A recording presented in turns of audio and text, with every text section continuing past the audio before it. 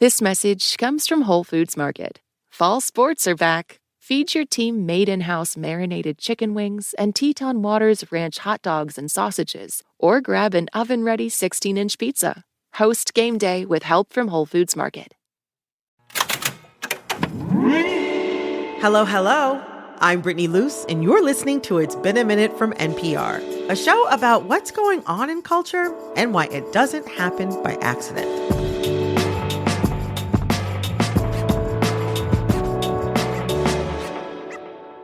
I want to know, have you seen this man? The guy who you might see drinking a matcha latte and reading a Sally Rooney paperback at your local cafe and a very front-facing sidewalk table. You know who I'm talking about, the performative male. He's the tote bag-carrying, indie music-loving, bell hooks-quoting Gen Z man so memeified that there have been performative male dress-up contests, style guides, and a lot of criticism about who he is, what he does, and why he does it. It's a little strange to me to be like, a guy can't enjoy a fruity little drink or like chipped black nail polish without it being painted as like a tactic of manipulation. I'm like, maybe we should think deeper about what that implies. And that criticism that these guys are just being manipulative, it's coming from a group you might not expect.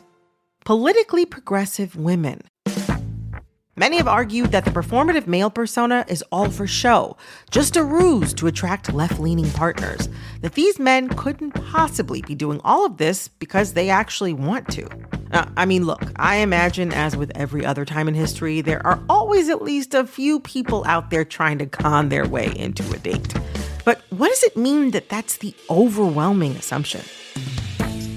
I am concerned about this downstream effect that if a man is reading a book at a bar, that it has to be performative. And I'm afraid that these kinds of trends could drive people away from kind of the healthier expressions of masculinity. And as much as my millennial brain tried to scroll past what felt like a Gen Z-only conversation, I just couldn't. Because who actually gets to decide what people do and don't like? And since when have young people on the left been so invested in strict gender roles? So I called up two of the most tuned-in men I know to talk about it. Manny Fidel, host of the No Such Thing podcast, and James Factora, staff writer at Condé Nast's LGBTQ+ digital magazine, Them. Today, I'm sitting down with James and Manny to figure out what's behind our obsession with this one man and what it all says about our culture's obsession with gender. Let's set some grounding definitions here, okay? What is a performative male, and what does he look like? James, you wrote an essay about this. Tell me, what is a performative male? A performative male can be so many things, and that's what's beautiful. No. I think if I could synthesize all of the videos from like my TikTok For You page about it, I would probably describe a performative male as like a straight, maybe bi-curious guy who sort of adopts various aesthetics, mannerisms, intellectual interests that he thinks are appealing to young progressive women, like the guy who you might see drinking a matcha latte and reading a Sally Rooney paperback at your local cafe and a very front-facing sidewalk table. I have a name, James. I'm sitting right here.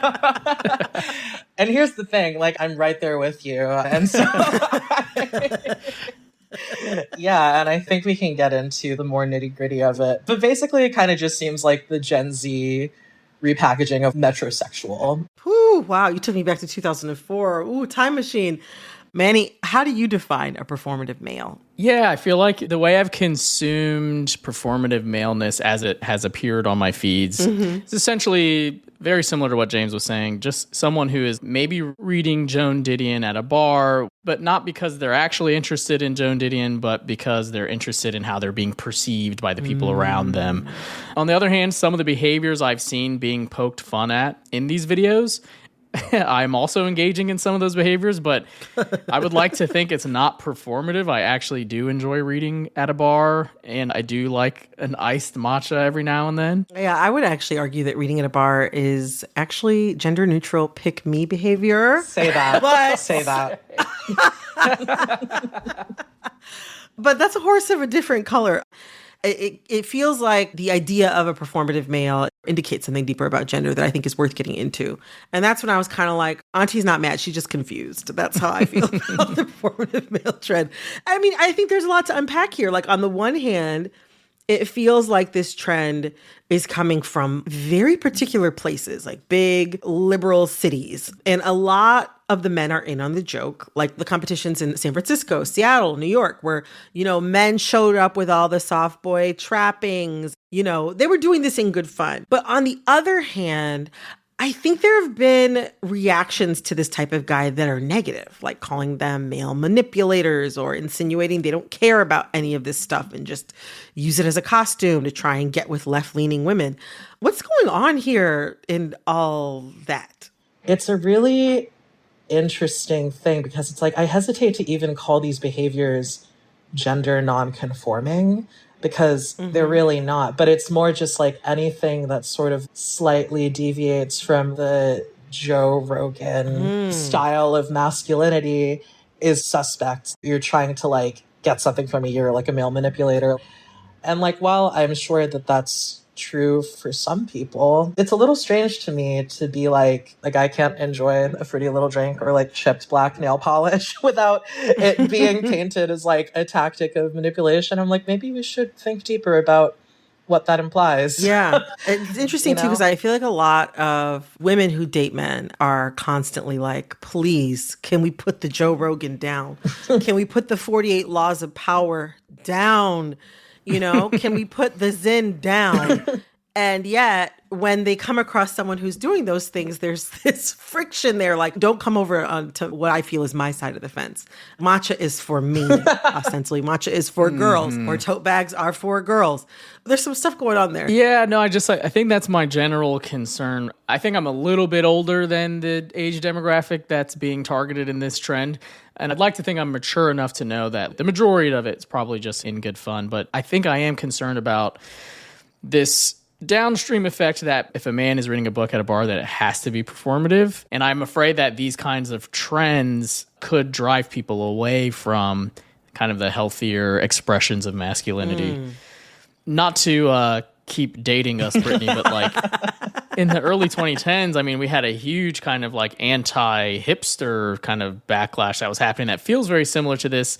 There was an entire, TV show, Portlandia was like, essentially that was the premise of like making fun of performative liberals. But yeah, today, like that's what fascinates me the most about this. Yeah, it's interesting. We talk on the show a lot about gender anxiety and masculinity troubles in conservative spheres, like the trad wife or alt-right podcast bros or these guys' fears around masculinity. But this is kind of the first time I feel like I've seen this kind of like memeified thinking coming from what seems to be mostly left-leaning people in liberal cities. And it's played off as a joke, but there's some anxiety showing through here among that camp as well. Yeah, it's interesting because it's a very like elementary way of looking at gender. Elementary school. Yes. Literally, yes. Yeah. And it's so interesting because for the past couple of years, I've just been thinking a lot about the way that even progressive people who are ostensibly like, we hate gender roles and blah, blah, blah, they're still sort of subtly finding ways to reinforce them anyways, largely through the way that we talk about gender on the internet, especially like when you're sort of trying to find your own way in the world as like a young person with, more unfettered access to the internet than ever before. It is worrying. And it is something that I feel like has been happening for the past couple of years with like girl dinner. Yeah, I'm glad you're bringing up girl dinner and this online shorthand because it's very connected to the consumerism of it all. Like the idea that having or buying certain things means that you're performing. What do you make of consumption as a statement or perceived statement on your politics or personality? Or in other words, is what you buy who you are? I think it's interesting that that's painted as like a performance because that's always been true. Like, regardless of who you are, or where you fall on the political spectrum, or like what gender you are, like the way that we present ourselves to the world is like how we want to be perceived. But there's this real focus on authenticity, which I don't think is like necessarily a bad thing, but I do think that the implications of like investigating whether like someone is authentically showing up in the world, like when that becomes a sort of widespread accusation of like, oh, if you do this thing, then like you're not really whatever, then that is when I find it a little problematic. Coming up, I think that even if these are all sort of like silly, jokey, like memes or whatever, it's important to sort of be vigilant about like, what is this actually saying about how we actually think about gender and not just like what we purport to believe on a political level. stick around.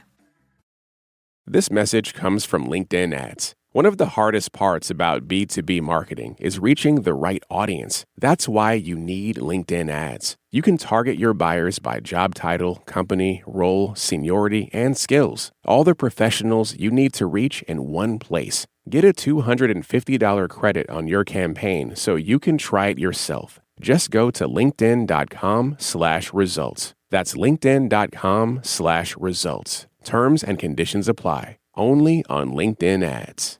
Support for this podcast and the following message come from Mint Mobile. This year, skip breaking a sweat and breaking the bank. Get this new customer offer and your 3-month unlimited wireless plan for just $15 a month at mintmobile.com/minute. That's mintmobile.com/minute. Upfront payment of $45 required, equivalent to $15 a month. Limited time new customer offer for first 3 months only. Speeds may slow above 35 gigabytes on unlimited plan. Taxes and fees extra. See Mint Mobile for details. Support for this podcast and the following message come from Mint Mobile. This year, skip breaking a sweat and breaking the bank. Get this new customer offer and your 3-month unlimited wireless plan for just $15 a month at mintmobile.com/minute. That's mintmobile.com/minute. Upfront payment of $45 required, equivalent to $15 a month. Limited time new customer offer for first 3 months only. Speeds may slow above 35 gigabytes on unlimited plan. Taxes and fees extra. See Mint Mobile for details. I feel like we can't talk about performance without talking about Judith Butler. Butler says all gender is performance, but it's interesting to me that this is what's being called performative masculinity rather than like the carnivore diet, gym-centric, looks-maxing, swole masculinity, which cues much closer to a traditional performance of it than this so-called performative male who drinks matcha and carries the tote bag. A lot of the items listed for performative masculinity are thought of as more feminine. So why is this version called performative? So that's like the other thing that I sort of found interesting about this thing, because I also like point to how ridiculous all of this sort of is. We've both sort of been like jokingly alluding to like, oh, we're both performative males, hit dogs hollering, like, et cetera, et cetera. But as a trans person, it's been really interesting to sort of witness the ways that certain behaviors, ways that I dress, et cetera, like the way that they went from things that were sort of like, oh, you're like a cool feminist chick, then like starting to like pass as a guy and then being like, whoa. You drink matcha and you're like reading all about love at a bar. We don't want that. When it's like, actually, like that really hasn't changed. You know what I mean? Like I also did those things. That's like who you are. Right. Like I did those things pre-transition. So it's been really fascinating to sort of like witness that meaning change for me as I went from like moving about the world in one way to moving about the world in a different way. That's so interesting. It's like the core of who you are as a person is someone who enjoys doing these things. And yet it sounds like the world responds differently to either like police what you're doing or to question it or not based upon how they perceive you and how they perceive your gender. And that's why it feels so interesting that this is largely coming from, what we would identify as the left, where it's like we would expect some of the behaviors of this trend to be coming from people on the right, politically speaking. Yeah, I feel like this overall conversation and the fact that it's happening on the left as well as the right to a certain degree. It kind of brings up the same questions I feel like we've been going around and about for years, and also that we've like constantly been trying to unpack on the show, which are like, what do we want men to be? Yeah. What should they be like? But what does this meme tell you about how these questions are being answered? Yeah, I don't think that the trend itself is wanting men to be steered away from feminist literature, for example. But I do think that's kind of what could be the effect of this. To answer your question, like what I would want a large swath of men to be like is, you know, curious, open-minded, thinking about their mental health. And I would hope that that doesn't overlap with some of the things they're being made fun of for in the performative maleness trend.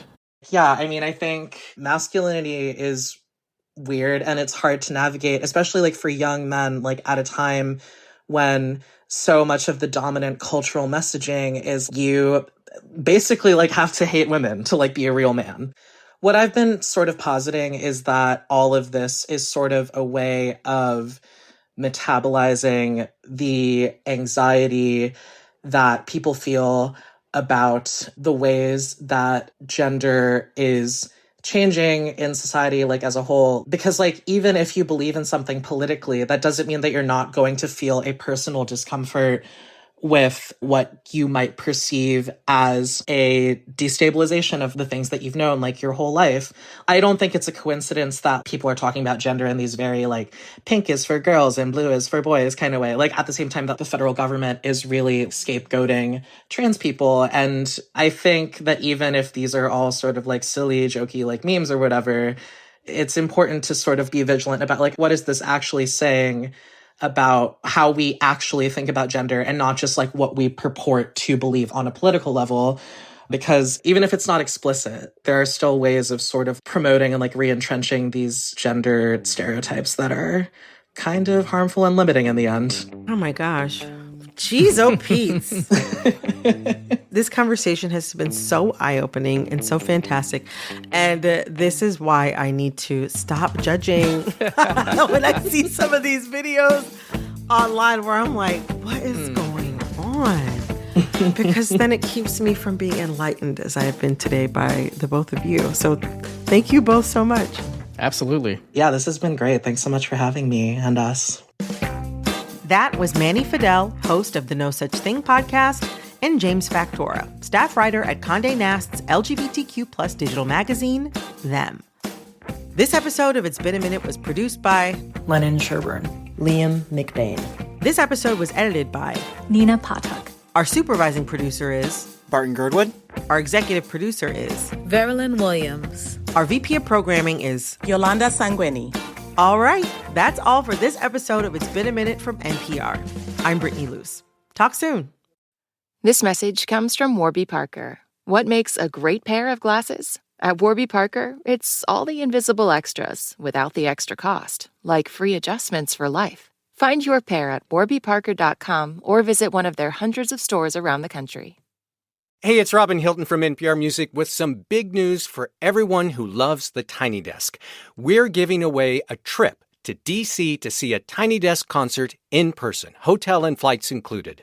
Learn more and enter for free at npr.org/tinydeskgiveaway. No purchase or donation required for entry. Must be 18 years or older to enter. Links to the entry page and official rules can be found at npr.org/tinydeskgiveaway. This message comes from How to Be a Better Human, a podcast from TED. Even if you're a self-help skeptic, you'll find inspiration to improve your life from fascinating, in-depth conversations with TED speakers. Find How to Be a Better Human wherever you listen.